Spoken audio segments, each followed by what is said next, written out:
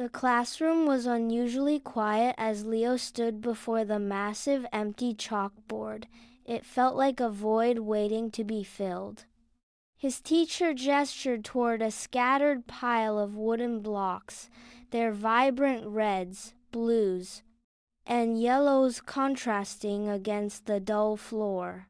"Leo, build me a tower exactly 7 blocks high," she commanded softly. Leo felt the weight of the task. To him, numbers were often just cold marks on a page, but today they were physical things. He knelt down, his fingers brushing against the smooth wood. He picked up the first block, feeling its weight, and placed it firmly on the ground. "1," he whispered, his voice echoing in the still room. He reached for the second block, placing it with precision. 2, he counted. The rhythm began to take hold of him. 3, 4, 5. With every addition, the structure grew taller and more precarious. By the time he reached the 6th block, the air in the room seemed to thin. His palms were damp, and a slight tremor started in his fingertips. He could see the slight tilt in the wood. He reached for the 7th piece, the final requirement. As he set it atop the stack, the wood groaned. The tower wobbled, swaying like a blade of grass in the wind. Then, in a sudden flash of motion, it collapsed.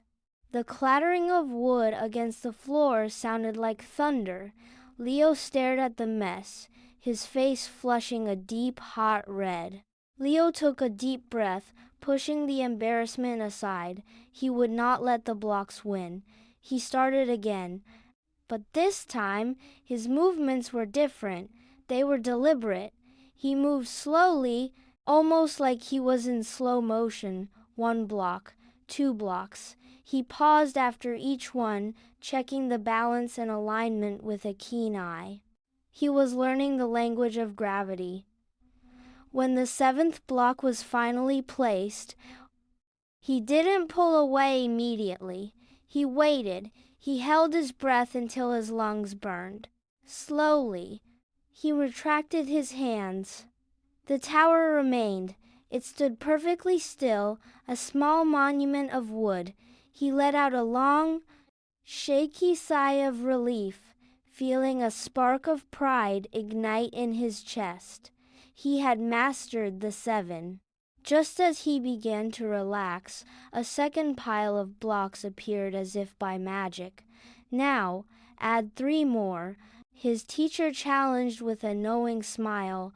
Leo looked at his tower, then at the new blocks. 10? That seemed impossible. He began to count again, his voice gaining strength. 8. The tower was now reaching his chest. 9. It was at his chin. His eyes widened as he realized the scale of what he was creating. He reached for the 10th block, standing on his tiptoes. It was now taller than his own head. The world seemed to shrink down to just him and this pillar of color. He placed the final block and gave it a tiny, gentle push to test its resolve. It held firm. It was solid. A sudden, bubbly giggle escaped his lips.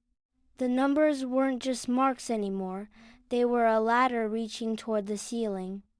The rest of the afternoon became a blur of creativity. Leo didn't just stack, he designed. Walls, arches, and bridges began to sprawl across the classroom floor. When the school bell finally rang, the shrill sound was an unwelcome interruption. He looked at his magnificent tower of 10, then at the remaining blocks scattered nearby. He didn't see a mess, he saw potential.